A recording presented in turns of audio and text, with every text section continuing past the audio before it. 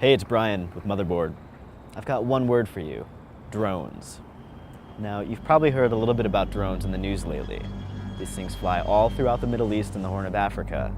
When they're not spying on suspected terrorists, they're probably killing them with Hellfire missiles. But here's the thing: drones are coming to the States. They're actually already here. They're being used to keep an eye on things, so they're not going to kill you, at least not yet. Motherboard has been fascinated with drones for a while now. It seems there's some misconceptions about the age of unmanned aerial vehicles. To try and clear the air just a little bit, we're going to head out and talk to some people who are building drones, who are selling drones all over the world. With any luck, we hope to fly some drones as well. We have absolutely no idea what we're getting into.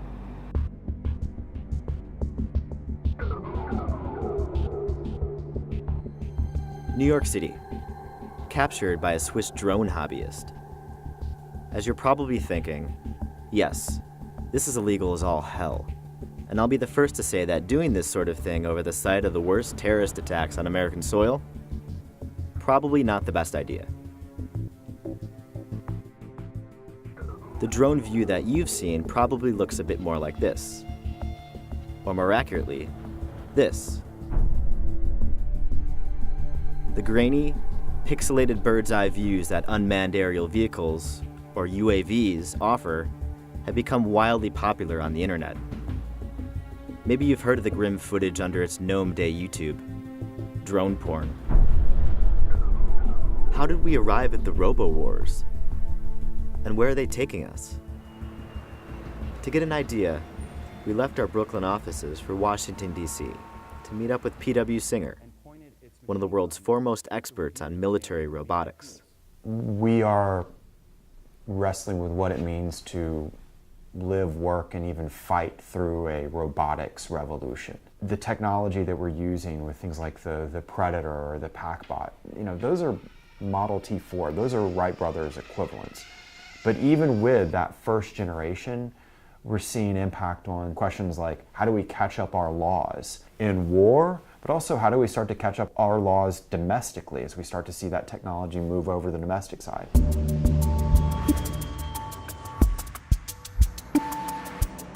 We're seeing an evolution that is following many other technologies. The story of the airplane is, I think, a good illustration of where we're at and the impact of war on an industry that becomes a game changer. The flying machine was once thought as mere science fiction.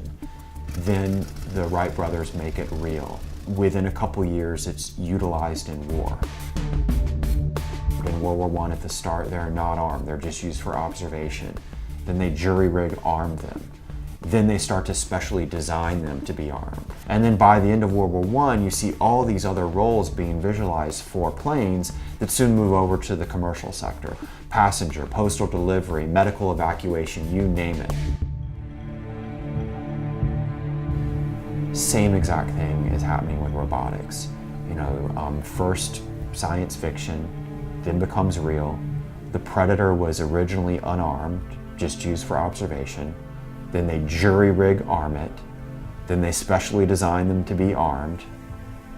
Now we're seeing all sorts of other roles. One of the latest developments in militarized drones is autonomy. Being able to tell your drone where to go, and then basically setting the thing on cruise control until it gets there, is a game changer. At the same time, drone technology is doing what most any other killer app does as it proliferates. It's becoming smaller. We actually noticed this evolution last year when Vice was in Amman, Jordan, home to SOFEX, the world's largest military weapons expo. When you were a kid, you used to have those little model airplanes, and it'd be like, somebody's dad would be a real nerd and have the model airplane. Now, it's all model airplane style drones that can take pictures or drop bombs. We want to check out some of these micro drones and size up their market. So we decided to go back.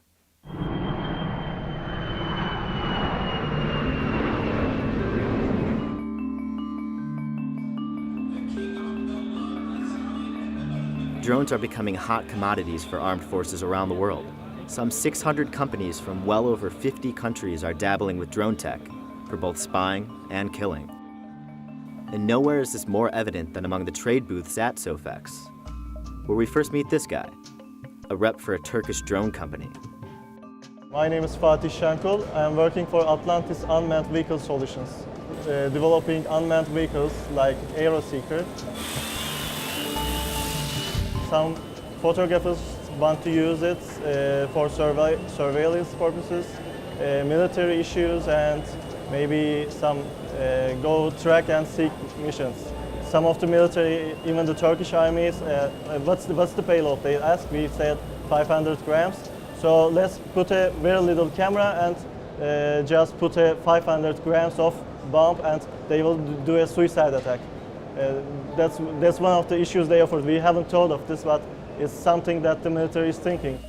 If that sounds crazy, well, then there's this. I am a fan of Terminator, and I love these movies, and I really would like to see some of them in the future, like 2030 maybe. So I am trying to do my best to see them. Yes. Unlike Fatih, I'm in no rush to hasten the rise of the machines. The next guy we meet at SOFEX maybe isn't either. But then he says something almost as crazy. To me, drone means you've got something that's operational on its own. It's kind of doing its own thing, like a HAL out of a 2001 Space Odyssey.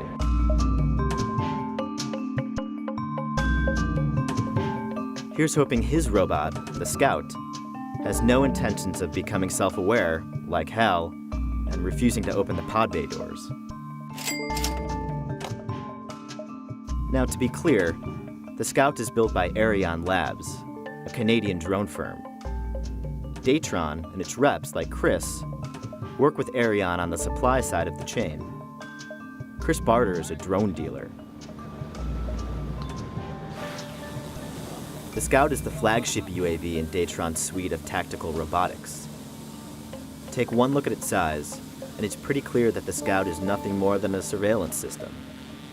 It can fly at speeds up to 30 miles per hour. It's fully operational from -22 to 122 degrees Fahrenheit, and it can withstand wind gusts up to 50 miles per hour. It's a compact, capable machine, and has been sought after by the likes of NOAA, the U.S. Coast Guard, and FEMA. Is there anything that that you can give me, like something like something like a brochure or something like that? And hopefully we'll be contacting you very, very soon. Sounds like a plan. After Chris closes the deal, he invites us back to Datron's headquarters just outside of San Diego. In addition to drones, he promises there's going to be some pretty decent surfing.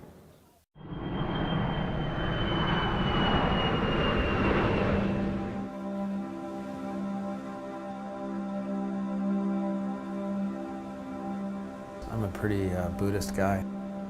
There's not much that makes me tick out there, outside of bad driving and bad surfing. Would you ever use a Scout to shoot some pretty gnarly big wave surfing footage? Oh, absolutely, man. That's actually one of my dreams, is to take it out to Pipeline or Waimea. So even though Chris exudes the calculating precision of a drone capitalist, he's a surfer dude at heart, and maybe even a drone hobbyist. And he isn't the only one who views drones as being a whole lot more than killers and spies. This is Justin Wellander. Notice those goggles he's putting on. Those allow for what's known as first-person viewing. So suddenly, what the drone's camera sees transmits back to Justin's goggles, in effect allowing him to fly.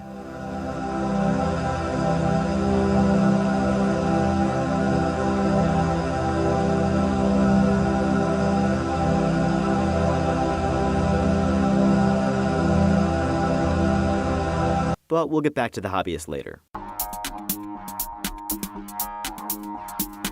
Southern California has long been a hub of aerospace R&D. And today, drone firms like Datron are popping up all over the region. You can call it Drone Valley, or even the Drone Zone. Datron's campus is in one of these cookie-cutter industrial parks. But soon enough we find the place, and we're greeted by Chris and two of his colleagues. We get down to the brass tacks. Who buys a Scout? I will not go into specific customers by name, but I can address customer bases that we will go after. The Scout is man-packable and offers fast setup. ease of use and hot swappable payload capabilities. The snap-together assembly requires no tools, and total assembly to takeoff time can be measured in seconds. We're targeting the guy, be it the law enforcement officer, be it the squad guy who's out in a combat theater, who doesn't want to rely on some guy flying a system in Las Vegas that's being launched out of an airport that's 7,000 miles away. Unlike the Scout, most so-called hunter-killer drones are flown out of Air Force bases throughout the American West. Many people lose sleep over the thought of these hulking drones. But many others accept the new bug splat warfare. I have no qualms when I read the news about a drone strike in Pakistan.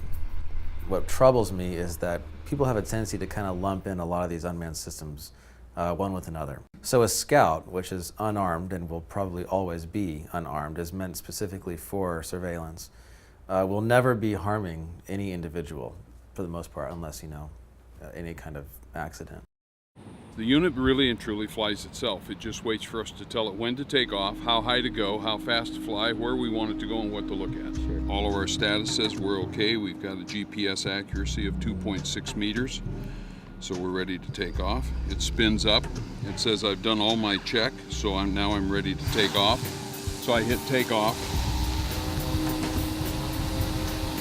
The vehicle is very good at flying itself, and it just listens to the directions of how high we want it to go, where we want it to go to, and what we want it to look at. We've had a lot of interest in special use cases, like in Nome, Alaska, where they actually had an oil tanker trying to ship oil into Nome. Unfortunately, the harbor froze really early in the year. And what they actually did with the Scout was they took it off and they took photographs of the ice surrounding this harbor.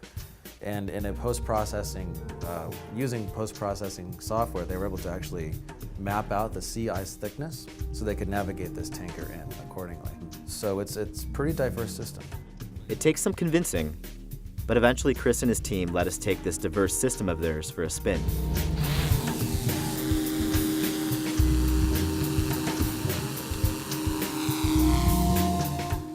So I'm gazing up at this airborne robot, only to see it looking back down at me. I begin to feel the sting of my own privacy potentially being compromised. And I can't help but wonder if Chris and Datron feel the same. Yes, we do empathize with the security and privacy rights, but we're more so focused on supporting that agency, supporting that firefighter, or supporting that law enforcement officer going into the building who needs to know either what's happening in that building in a tactical type of situation or what's happening on the other side. So really it's in the court of public opinion how that gets fleshed out. Datron doesn't want to talk about privacy, but Chris hopes everyday civilians will come to see something like the Scout as a friend, not Big Brother. As we deploy these into real-world environments, what I hope happens is that people obtain an understanding of how these systems are actually working for them, as opposed to against them. How do you think we did? You guys did pretty good. You took off and you landed exactly where you wanted it to, and you didn't crash a thing. You did good. No blood. No blood. No blood, no dents, no scratches. Good.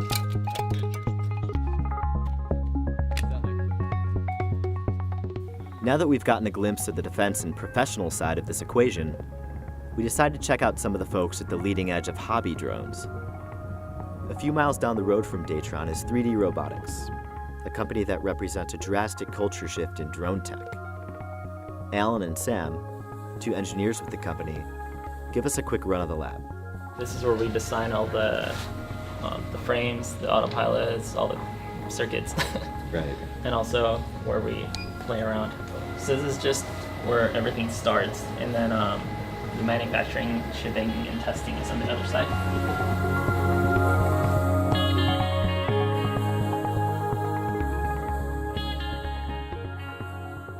So right now, the word drone, I feel, has a negative connotation, especially with all the wars that have been going on and military drones being the most common use of the word. But really, a drone is a machine that you can, pre-program, or that has a level of autonomy that could, do a job that the user can't do or doesn't want to do. So what we're doing is turning regular RC aircraft or even helicopters, quadcopters into autonomous vehicles. With our autopilot, you can just drop it into your existing vehicle, then turn it into a fully autonomous aircraft, something that wasn't available for the masses before.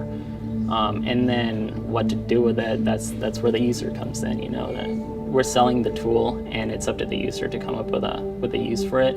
And you can go buy scissors and do something bad with it. So it's basically the same thing. I'm Chris Anderson. I'm the co-founder of 3D Robotics and founded DIY Drones, the community that spawned us initially. This is not my day job. My day job is I'm the editor of Wired.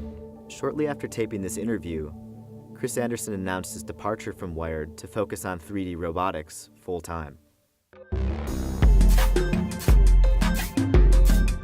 Well, what you're looking at here is what we think of as something like, the Apple, of 1977, coming out of the homebrew computing club, amateurs, hobbyists, not the IBMs of the day. The technology in your cell phone, the sensors, and the processors, and the wireless, etc. The fact that this has become cheap and available and ubiquitous is the enabling technology of the personal drone movement.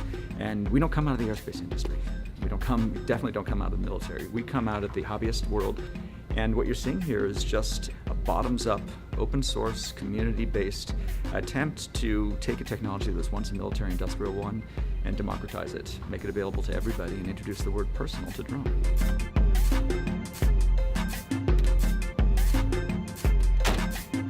Minutes later, we're heading to a nearby field that serves as one of the main proving grounds for 3D's aircraft. Ellen and Sam bring along 2 drones, a small quadcopter and a more traditional RC glider. We're curious to see how these guys stack up against the pro model, like the Scout. These things are light. The planes are foam. They hit you on the head, they'll just sort of bounce off. They won't hurt you, but they don't have weapons. They are, can't carry anything very heavy. They're, designed basically like radio control, like toy airplanes, but they just have a brain.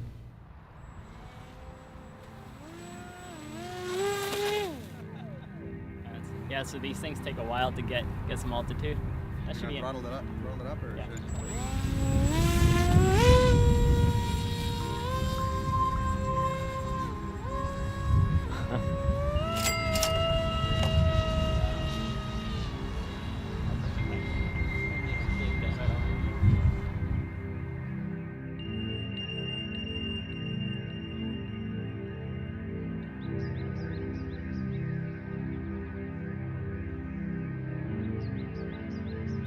And just like that, our graceful flight is cut short. The guys are spooked by a small private plane passing through our airspace. Which brings us to the Federal Aviation Administration's stance on drones. Since the FAA doesn't really have rules for what we make, we just piggyback onto our RC aircraft. And so we're limited by altitude. We can only fly 400 feet or below. We have to fly within line of sight. Just various rules that are there that maybe we could do away with because our drones are more capable than that.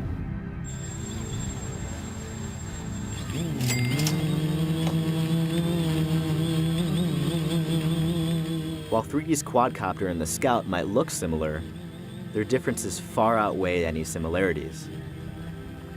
3D shoots seemingly better looking footage than the Scout that we flew, for one thing. Just compare the two. Then again, what the Scout might lack in visuals, it makes up in durability. And of course, the GPS and the slick user interface allow for reconnaissance and search and rescue capabilities that put it above and beyond 3D's systems, which are more or less pimped out RC aircraft. We fly 3D's drones the old-fashioned way, with RC controllers. But thanks to 3D's autopilot, these are autonomous aircraft, meaning that just like the Scout, you can tell your DIY drone where to go, let it get there by itself, and then regain control once it's at point B.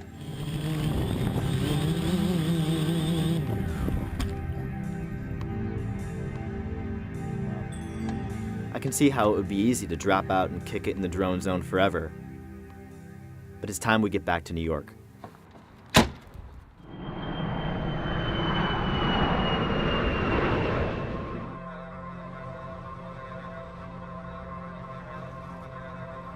So we've made it back to Brooklyn. Before this trip, a lot of my thinking about today's drone world came with a certain alarmism. And to a degree, I think it still does, and for good reason. When you're playing with toys like these, it can be hard to forget that drone technologies are evolving in large part to be really, really good at killing a lot of people. So if you wanted to come back to you, take this switch and pull it all the way down. So I think that rigging up big Predator and Reaper drones to incinerate innocent civilians and American citizens on foreign soil is too much the stuff of war crimes and extrajudicial killings. And I certainly don't sit well with the thought of a spying robot peering into my apartment window. But when it comes to some of the tactical and hobbyist drone deployments that I saw out in Jordan and San Diego, I kind of caught the bug. It's getting harder and harder to argue against the fact that for certain scenarios, drones just make sense. Think about Ariane giving a couple scouts to Libyan rebels last year to help aid their fight against Muammar Gaddafi's forces. We all know how that story ended.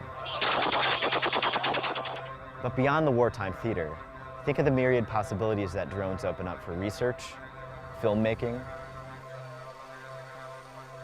even the next generation in taco delivery. Or think about a guy like Justin, who's just really, really stoked on flying. My guess as to what the domestic dronescape is going to look like in the next 5 to 10 years is about as good as yours. But having spoken with people like Chris Barter and Sam and Alan out at 3D, I can say with relative assurity that drones are going to become more a part of our everyday lives than they already are. Should we be concerned about that? Absolutely. But so long as these drones are being put to legitimate uses, that's maybe not the worst thing, is it?